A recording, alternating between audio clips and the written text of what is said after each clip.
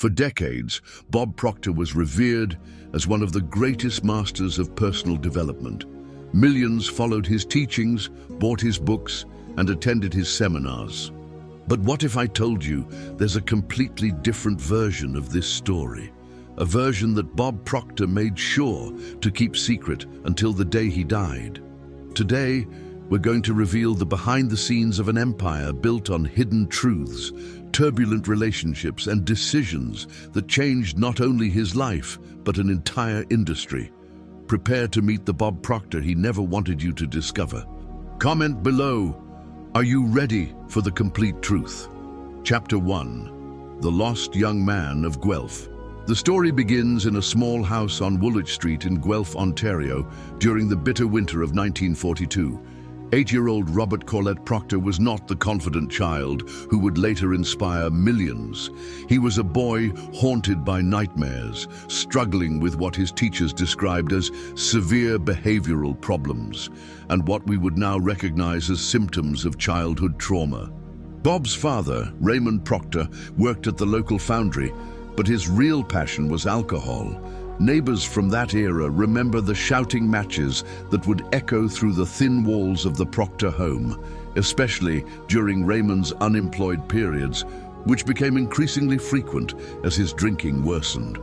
Bob's mother, Jean, tried to maintain normalcy, but former neighbors recall seeing young Bob wandering the streets alone at all hours, often with visible bruises that he would explain away with elaborate stories about playground accidents. The truth that Bob never shared publicly was that his obsession with wealth and success stemmed from a childhood promise he made to himself during one particularly violent night in 1943. His sister Margaret, now deceased, revealed in a letter discovered after Bob's death that he had sworn he would never be poor or powerless like his father. That 9-year-old boy had already begun developing what would become his signature trait: an almost manic determination to control his environment through the accumulation of money and influence. School records from Guelph Collegiate show that Bob was an intelligent child, but one who struggled with authority and had difficulty forming relationships with peers. His teachers noted that he seemed to view every interaction as a potential transaction, even at a young age. He would trade homework answers, lunch money, and even playground protection in complex arrangements that amazed adults, but isolated him from normal childhood friendships. The pivotal moment that shaped Bob's entire philosophy occurred when he was 12 years old. During a particularly brutal argument between his parents, his father struck his mother so hard that she was hospitalized. Bob spent 3 days alone in the house, surviving on bread and water, convinced that money was the only thing that could protect the people he loved. When social services finally arrived, they found a boy who had already begun keeping detailed notes about what he called success principles, his first attempt to understand how people gained and maintained power. What's most heartbreaking about this period is how Bob learned to weaponize his own trauma. By age 14, he had discovered that sharing carefully edited versions of his difficult childhood could generate sympathy and trust from adults, which he then leveraged for various small business opportunities. His first motivational speech was actually delivered to a church youth group when he was 15, where he earned his first payment for inspiring others, $25 that he would later describe as the moment he knew his calling. Chapter 2. The Encounter That Changed Everything. The story Bob Proctor told millions of times about discovering Think and Grow Rich has become legendary in personal development circles. But recently discovered correspondence reveals that his encounter with Napoleon Hill's masterpiece was not the spontaneous, life-changing moment he described. The reality involves a calculated search for opportunity, a mysterious mentor figure, and decisions that would haunt him for decades. In the spring of 1960, 26-year-old Bob was not simply a struggling young man who happened upon a transformative book.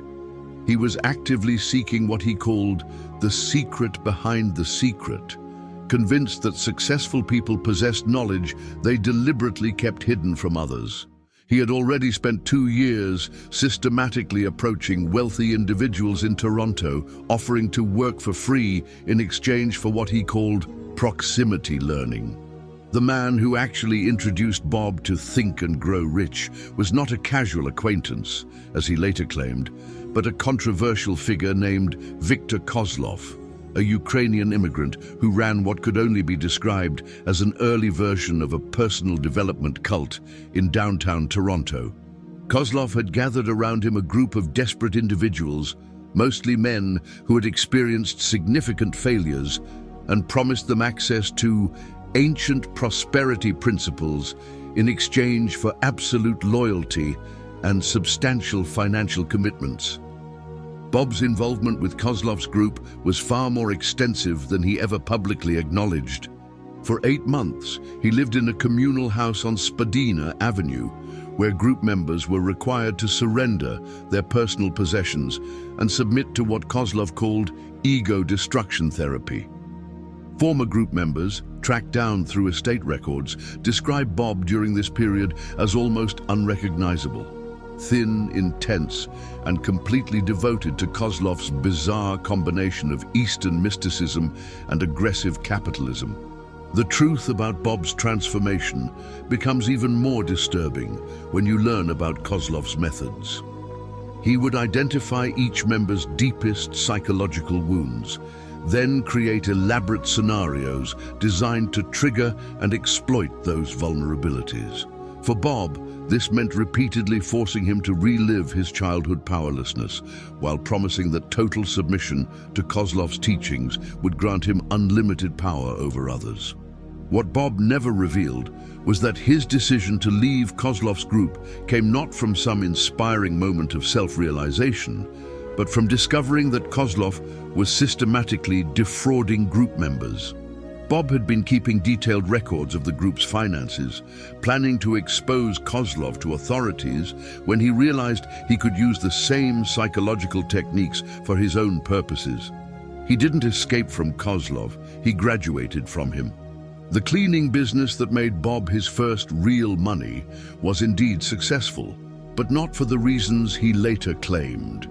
He had learned from Kozlov how to identify and exploit what they called success hunger, the desperate need some people have to believe that wealth and achievement are just one decision away. His first employees were not ordinary workers seeking better pay, but individuals he had identified as having this specific psychological profile. He paid them well, but more importantly, he sold them the belief that working for him was their path to personal transformation. By 1962, Bob had refined Kozlov's techniques into what he privately called ethical manipulation, methods for influencing people's behavior while convincing them the decision was entirely their own. His move to Chicago to work with Earl Nightingale was not an opportunity that fell into his lap, but the result of a carefully orchestrated campaign where he positioned himself as exactly the kind of ambitious young man Nightingale was seeking. What's your opinion about this transformation so far? Does knowing about these hidden influences change how you view Bob Proctor's famous success story? Share your thoughts in the comments below. Chapter 3: Chicago Secrets. The partnership between Bob Proctor and Earl Nightingale has been celebrated as one of the most influential mentorships in personal development history. But the reality of their relationship, and what Bob learned during his Chicago years, reveals a much darker chapter in the evolution of the self-help industry. What happened behind the doors of the Nightingale Conant offices would forever change how vulnerable people were targeted and exploited by motivational programs.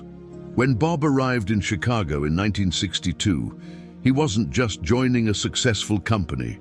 He was entering what former employees described as a sophisticated psychological research operation.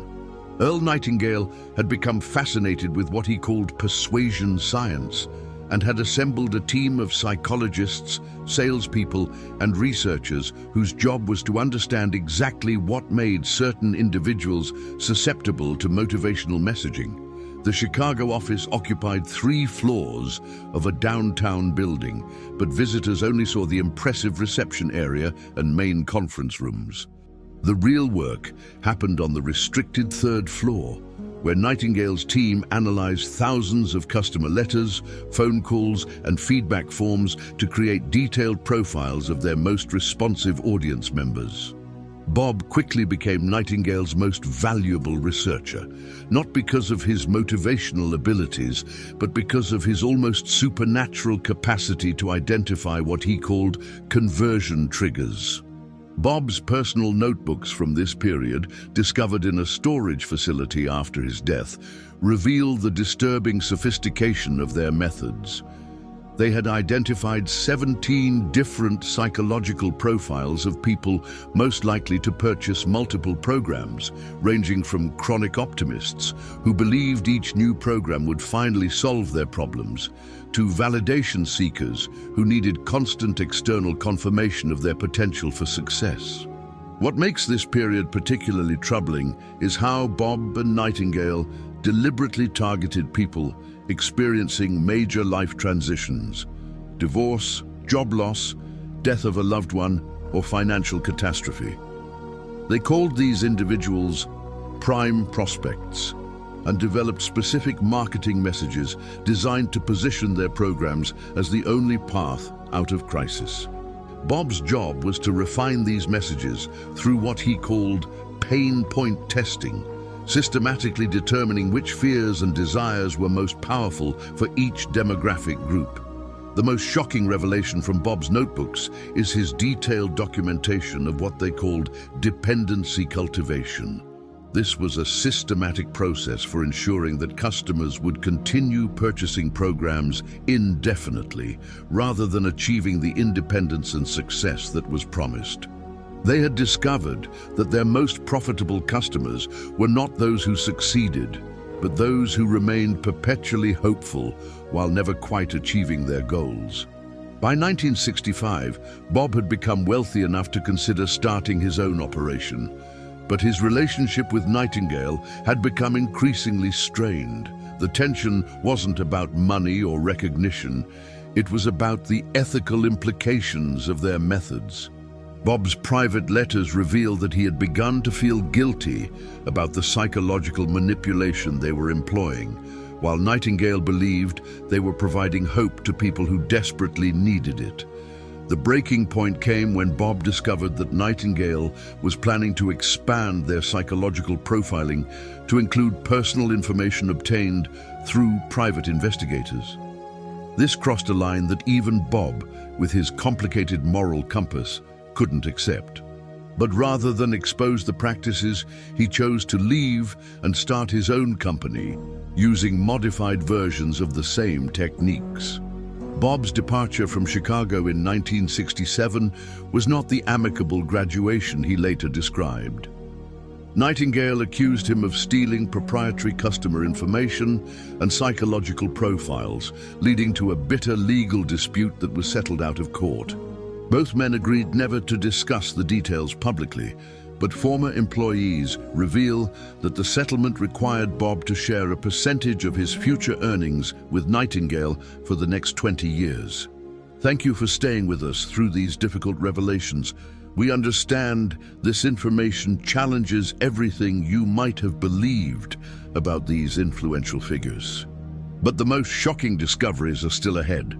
The next chapters will reveal how Bob used these Chicago secrets to build his own empire and the devastating personal cost of his success. Chapter 4: The Empire of Broken Dreams.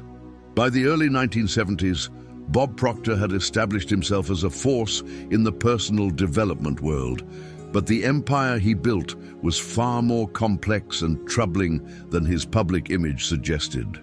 Using the psychological techniques learned in Chicago, combined with his own innovations in what he privately called hope harvesting, Bob created a business model that would generate hundreds of millions of dollars while leaving thousands of followers financially and emotionally devastated. Bob's Toronto headquarters on Bay Street was designed to project success and prosperity, But former employees describe a different reality behind the polished facade. The real business operated from a series of rented warehouses where teams of researchers maintained detailed files on what Bob called his investment prospects, individuals who had demonstrated willingness to spend significant amounts on personal development programs. The sophistication of Bob's operation was remarkable and disturbing. He employed psychologists, data analysts, and what he euphemistically called relationship specialists, whose job was to maintain long-term contact with his most valuable customers. These weren't simple sales representatives. They were trained in psychological manipulation techniques that Bob had refined over years of experimentation. The most damaging evidence of Bob's methods comes from his former head of customer relations, Patricia Chen, who worked for his organization from 1973 to 1981.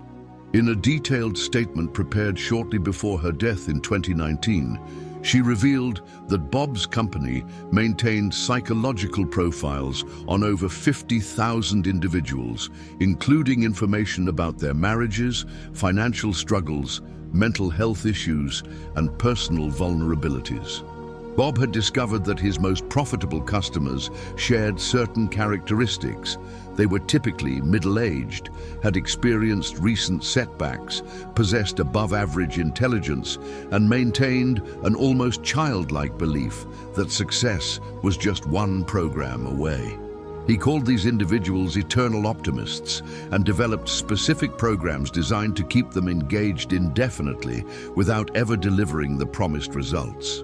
The financial structure of Bob's programs was deliberately designed to create long-term dependency.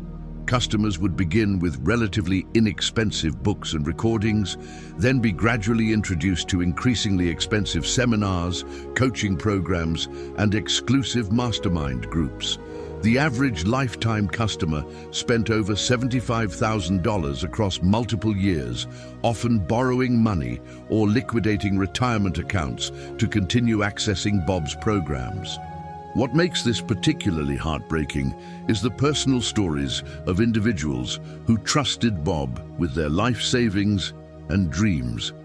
Margaret Williams, a widow from Vancouver, spent her husband's life insurance proceeds, over $100,000, on Bob's programs between 1975 and 1983, believing she was investing in a business opportunity that would secure her retirement.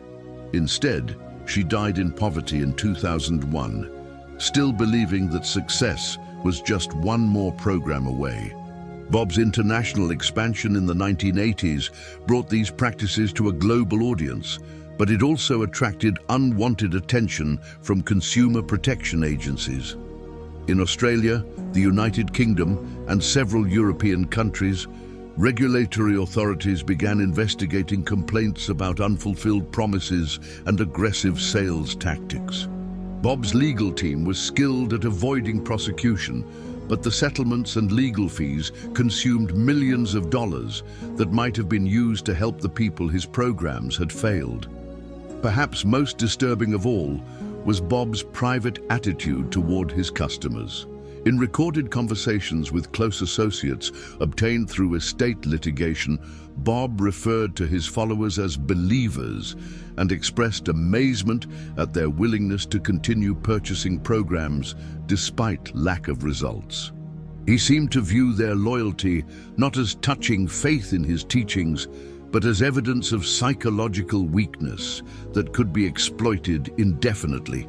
By 1990, Bob Proctor had become a multi-millionaire, but the human cost of his success was measured in broken dreams, depleted savings accounts, and lives derailed by false promises. The empire he built was sustained not by helping people achieve success, but by keeping them perpetually hopeful while never quite delivering the transformation they sought. Chapter 5. Final Confessions. The last decade of Bob Proctor's life revealed a man increasingly haunted by the empire he had built and the methods he had used to sustain it. As his health declined and his mortality became undeniable, Bob began making private admissions that shocked even his closest associates. These final revelations, discovered through family documents and recorded conversations, paint a picture of a man desperately seeking redemption for choices that had enriched him while devastating thousands of followers. In 2012, Bob was diagnosed with early-stage dementia, a condition his family kept strictly private to protect his business interests and public image. But the diagnosis had an unexpected effect on his psychological barriers. He began speaking more openly about aspects of his life and career that he had kept hidden for decades. His daughter, Susan, in a series of recorded conversations made for what she thought would be a family memoir, captured some of the most damaging admissions ever made by a figure in the personal development industry. Bob's most shocking confession concerned the true effectiveness of his programs. In a conversation with Susan from 2015, he admitted that he had known for decades that the vast majority of his customers would never achieve the success he promised. He had detailed statistics showing that less than 2% of program participants experienced any meaningful improvement in their financial situations, yet he continued marketing his services with guarantees of transformation. Even more disturbing was Bob's admission that he had deliberately designed his programs to create psychological dependency rather than genuine empowerment. He revealed that he had studied the techniques used by gambling casinos to keep customers playing despite consistent losses and had adapted these methods for the personal development market. His programs were structured to provide just enough hope and occasional small victories to keep people engaged indefinitely. Bob's relationship with his own family had been severely damaged by his business practices. His son David, estranged since 1998, revealed that Bob had used family gatherings as marketing opportunities, pressuring relatives and friends to purchase his programs or attend his seminars. When David refused to become involved in the business, Bob effectively cut him out of the family, using financial leverage to ensure that other family members sided with his business interests. The most heartbreaking revelation came from Bob's private writings, discovered after his death. In a series of journal entries from 2018 to 2020, he expressed profound regret about the harm his programs had caused. He wrote extensively about specific individuals who had contacted him over the years, describing how they had spent their children's college funds, mortgaged their homes, or emptied their retirement accounts following his advice, only to end up in worse financial situations than when they started. Bob had apparently made quiet financial settlements with dozens of former customers who threatened legal action, payments that totaled several $1,000,000. These settlements included strict non-disclosure agreements, which explains why so few of his victims ever spoke publicly about their experiences. His business manager revealed that Bob had instructed him to set aside $20 million for potential future claims, suggesting he understood the legal liability his methods had created. In his final months, Bob seemed to be preparing some kind of public confession or apology. He had begun writing what he described as the real story and had scheduled meetings with journalists who specialized in investigating the personal development industry. However, his family intervened, concerned about the legal and financial implications of any public admissions. Bob died in February 2022 without ever making the public statements he seemed to be preparing.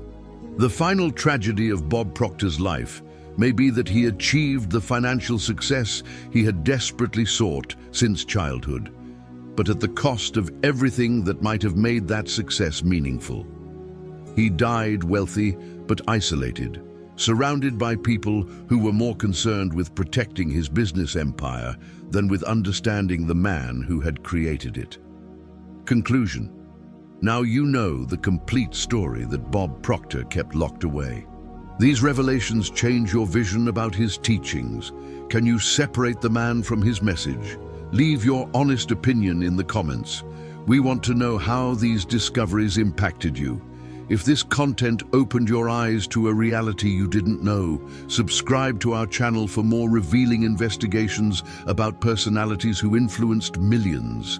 In the next video, we unveil the secrets of another big name that will shock you even more.